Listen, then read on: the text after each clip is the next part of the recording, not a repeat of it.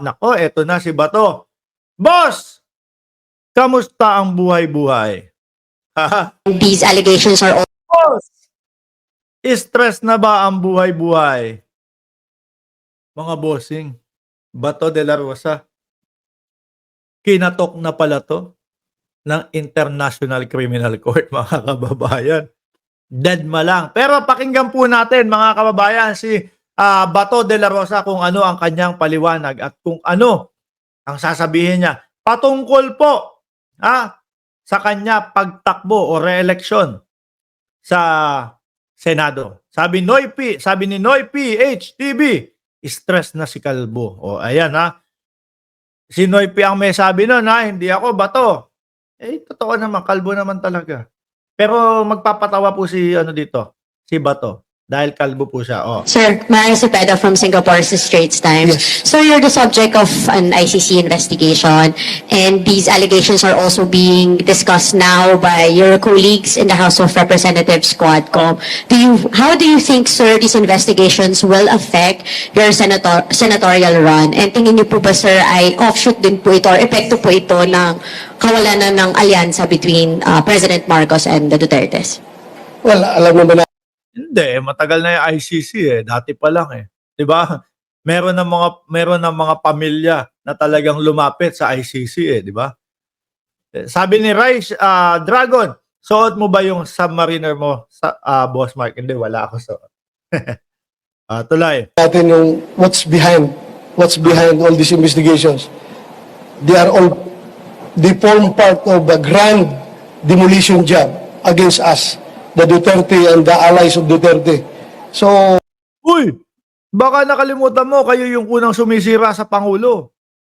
Kayo yung unang gustong magpabagsak sa gobyerno.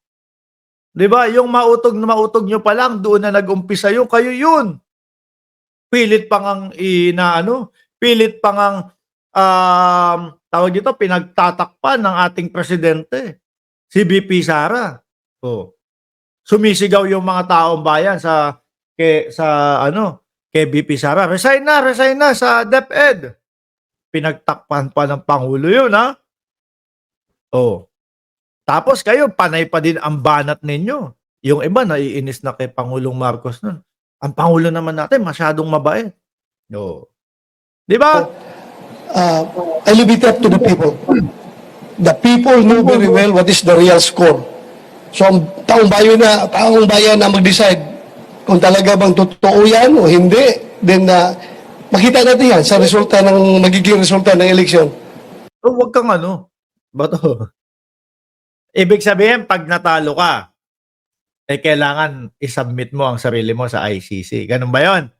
Di ba? Mga kababayan, pag sabi niya, makikita ang sagot ng taong bayan diyan sa eleksyon. Pag natalo siya, ibig sabihin, ang gusto ng taong bayan, isubmit niya ang sarili niya sa International Criminal Court, mga kababayan. Pag nanalo siya, ibig sabihin niya, ayaw ng taong bayan na pumayag na hulihin sila ng ICC. Tama ba ako? Nako, baka mapasubo ka dyan, Bato. Alam namin, hindi ka mahilig sumubo, sa mga ganyang gawain. Sa mga ganyang Baka magaya ka kay Roque, ayun, napasubo na, kakatago. Di ba? Kung sila naniniwala na si Bato ay masamang tao, then please, by all means, do not vote for me. By this time, naniniwala kami na si Bato ay masamang tao. This time, bakit? Hanggang ngayon, ayaw nyo pang ipaliwanag Ayaw nyo humarap Di ba? Kung umaharap kayo, maririnig namin ang inyong panig maaari na magbago ang aming iniisip. Di ba? Maaari na maiba yung aming iniisip. Dahil wala kaming naririnig sa inyo na paliwanag, ayaw nyong harapin yung mga nirereklamo sa inyo. Yun talaga iisipin namin dyan. Si Bato ay masamang tao. Gawin nyo, humarap kayo. Maaari na magbago ang isip namin pag narinig namin kung ano ba yung inyong mga dahilan, di ba? Pero kailangan, maipaliwanag nyo na maayos yan. Huwag niyo ako iboto. Pero kung kayo naniniwala, Huwag mo na sabihin sa amin yan. Gagawin namin yon. Don't worry, huwag kang mag-alala. Gagawin namin yun. na si Bato ay matino na tao at sinusugal ang kanyang buhay para labanan ang droga, kriminalidad, para maisalba ang kinabukasan ng kabataan. Boss, hindi ka naman pumupunta doon sa tongkang eh. Nasa opisina mo lang ikaw eh. Di ba? Yung mga yung mga mabababa ang ranggo, yun yung mga nasa tongkang. Then, please help me do that. Because I'm going to do that. I'm going to risk my life. I'm going to risk my career, my personal life para dyan sa laban na yan. Hindi po ako atras. Kasi yung pag Ang umpisa ng laban na yan, Bato, pag pumunta ka doon sa Congress, yun ang umpisa ng laban na yan. Pero ayaw mong harapin, ayaw mong umpisahan yung laban. launch namin ng war on drugs ni President Duterte, Oh, hindi naman yun ginawa namin para kami yumaman, para kami magkapera. oh. Ginawa namin yun para maisalba ang kinabukasan ng ating kabataan. Pero eto nga, may ibang istorya umiikot na hindi nyo ipinapaliwanag, ayaw nyo ipaliwanag, ayaw nyo harapin. Yung ibang istorya, yung isang istorya na sinasabi, kaya daw ginawa yung tokhang para ma-monopolize daw ng dating Pangulong Duterte.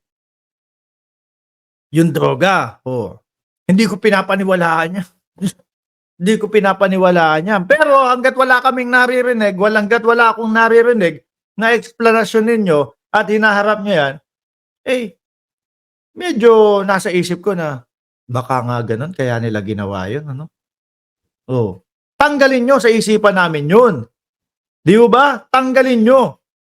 Sabi ni Max, pwede pag-read from San Leonardo. Leandro pala. San Leandro. Thank you. Oh. Tanggalin sa isipan natin yun. Talamak na talagang droga. Oh. Ngayon, look, what is happening right now? Bumabalik na naman sila. Wala, ikaw naman. Ang nababalitaan namin sa Davao, puro sa Davao yung mga nakukuhang droga. Oh. Mga bata, nawawala. Oh. Na, Nando, ay, di ba nilabas na? Nilabas na galing do sa KOJC, yung mga bata. Oh. Nasa DSWD na, di ba? At kasama na ng mga magulang. nakikidnap. Oh. Wala tayong balita kung nasaan yung mga bata na yan. So, hayaan ba natin yan na palagi na lang ganun? We have to continue on doing what is good for this country. Huwag nating hayaan yung Kaya, continue daw po, mga kababayan. Kaya, sabi nung iba, kung pwede lang na Marcos ulit ang tumakbo sa susunod na eleksyon, si PBBM ulit. Yun daw. Oh, i-continue yung maganda sa Pilipinas eh. mga kriminal na yan. At ngayon, may mga drug lord na naman na tumatakbo, maging mayor, magiging Uy, sabi sa balita, meron daw na drug lord. Sabi doon sa mga balita, meron daw mga drug lord. O doon sa mga sinasabi kay Pangulong Duterte, merong mga drug lord. O advisor daw ng dating Pangulo. Sabi nila yon ha? Ami Palaruan, shoutout po sa inyo from Barcelona. tapang na nila ngayon, magpapahal lang gadit si OC. Mga drug lord, ha? Noong panahon ni President Duterte, nagtatago yung mga yan. Hindi nagpapakita. Ngayon, nagpapahal na naman na si OC. Pangalanan mo, isa-isahin mo, di ba? Pangalanan niya yung sinasabi. Hindi yung kagaya dati, nung kayo yung nasa posisyon, merong isang kartolina si dating Pangulong Duterte. Nandoon yung mga pangalan nung mga narco-politics daw po, mga kababayan. Ang nakakalungkot, no? Base na din po kay dating Mayor Jed Mabilog. Yung mga yan, hindi naman daw inimbestigahang maigi yan. Si Jed Mabilog nga, nandoon sa listahan di ba? O ano, para maikonekta lang at mapalabas daw na si dating dating Senador Drilon konektado sa droga at si Mar Rojas. Oh. Nako, ikaw ba to Ibig sabihin yan, gano'n na ba katawaan mga Pilipino? Na iboboto ulit yung mga drug personalities na yan? So ano magiging mangyayari sa ating bansa? Yung nga daw kasing mga listahan ninyo, hindi naman daw talaga inimbestigahang maigi yon. Basta mailista lang, maisulat lang doon. Diba? Kaya labanan natin yan. Sir, very The future of our children, Sir, and very our quickly. grandchildren. Sir, very quickly, has the ICC Office of the Prosecutor reached out to you for an interview? Ayan. Wala pa. Merong nag-contact sa opisina, pero in-ignore man namin? Oo, ayan. Tinatawagan. Tinatawagan na po ng ICC, mga kababayan, itong sila Bato de la Rosa. No? Pero ini-ignore. Bakit? Takot. Ayaw magpaliwanag. Ayaw magpaliwanag. Alam mo namin na wala silang jurisdiction sa atin. May nagkukontak sa opisina ko, pero in-ignore namin. Hindi namin kinausap. Hindi namin pinatulan. Baka mamaya, mga gago-gago lang yung mga tao no, na sumasakay sa issue, no? Naggawa ng pangalan na kuya, European daw sila na gustong mag-interview sa akin. Sabay-sabay, nung pagputok Diba? Tinataguan nila. Ayaw nila harapin, mga kababayan.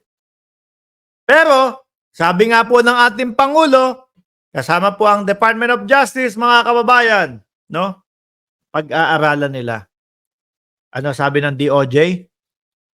Hindi namin sila pipigilan pumasok. Pero hindi namin sila tutulungan sa investigasyon. Oh, di ba? Bato, pero welcome pa din. Hindi namin sila pipigilan pumasok.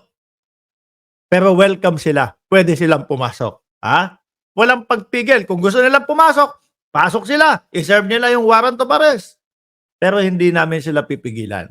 Ganon. Well, in other words, mga kababayan, welcome ICC. Oh, hindi nga lang namin kayo tutulungan sa pag-iimbestiga. sabi ni Trillanes nung issue na yan, Oh, mayroon nagtawag-tawag sa amin. Sabi ko, huwag niyong entertainin yan dahil baka mga siraulo lang yan na sumasakay sa issue.